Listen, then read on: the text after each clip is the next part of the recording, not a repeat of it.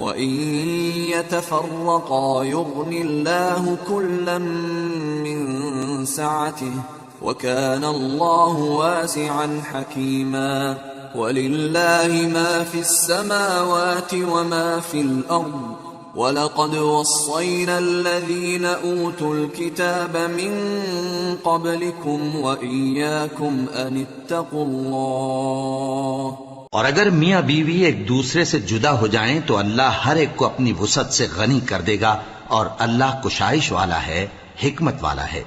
और जो कुछ आसमानों में और जो कुछ जमीन में है सब अल्लाह ही का है। और जिन लोगों को तुमसे पहले किताब दी गई थी उनको भी और ए नबी तुमको भी हमने हुक्म ताकीदी किया है कि अल्लाह से डरते रहो।